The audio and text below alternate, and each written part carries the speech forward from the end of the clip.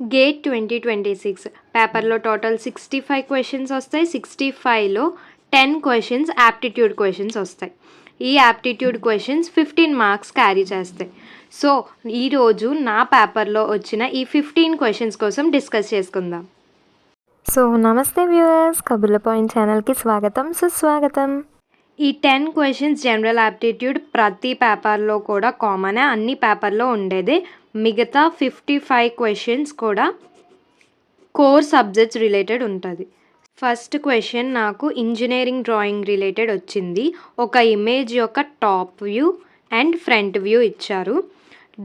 అది ఏ ఇమేజ్ది అని కనిపెట్టమన్నారు. 4 ఆప్షన్స్ ఇచ్చి, అంటే 4 డయాగ్రామ్స్ ఇచ్చి ఈ 4 దేంది ఈ top view and front view. So 4 options ఇచ్చారు, మనకి 4 ఇమేజెస్ ఇచ్చారు.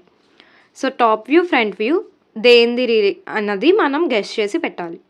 సెకండ్ క్వశ్చన్ ఒక వర్డ్ ఇచ్చి దాని యాంటోనియం అడిగారు. సో యాంటోనియం అండ్ సినోనియమ్స్ కూడా చూసుకోండి. థర్డ్ క్వశ్చన్ ఒక ప్యాసేజ్ ఇచ్చి, ఒక 5 to 6 లైన్స్ ఆఫ్ ప్యాసేజ్ ఇచ్చి 2 స్టేట్మెంట్స్ ఇచ్చారు. ఈ స్టేట్మెంట్స్ రెండిటి మీద 4 ఆప్షన్స్ ఇచ్చారు. స్టేట్మెంట్ 1 ట్రూవా, స్టేట్మెంట్ 2 ట్రూవా, 2 ట్రూవా లేదా 2 ఫాల్సా. సో లైక్ వైజ్ ఒక క్వశ్చన్ అయితే వచ్చింది passage based. Next fourth question ఇలా ఒక స్టేట్మెంట్ ఇచ్చారు. నాకు అంత పర్ఫెక్ట్గా స్టేట్మెంట్ గుర్తులేదు.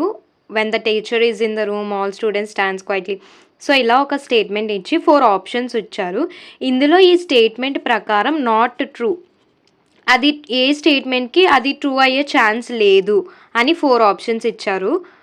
సో దాని బేసిస్ మీద, ఈ స్టేట్మెంట్ బేస్ మీద ఇచ్చిన 4 ఆప్షన్లో ఏది ట్రూ అయ్యే ఛాన్స్ లేదో అది చూస్ చేసుకోవాలి మనం. Next dice based questions. Dice based questions మనకు తెలిసిందే కదా, ప్రాబబిలిటీస్ అడుగుతారు. సో ఇలా రోల్ చేశారు, 2 డైసెస్ రోల్ చేశారు. సో మల్టిపుల్స్ ఎలా వస్తాయి, సో అలా అడిగారు. So dice based related probability question ఒకటి వచ్చింది. క్వశ్చన్ నీరజ్ చోప్రా ఇంకా 2 అథ్లీట్స్ నేమ్స్ ఇచ్చారు.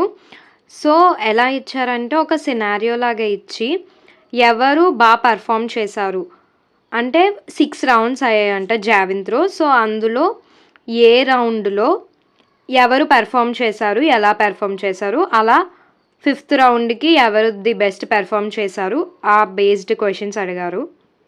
నెక్స్ట్ ఈ క్వశ్చన్ నాకు కొంచెం డిఫరెంట్గా అనిపించింది. ఏదో ఒక గ్రాఫ్ ఇచ్చారు, ఈ గ్రాఫ్ బట్టి ఏదో ఈక్వేషన్ మనం డిరైవ్ చేయాలి.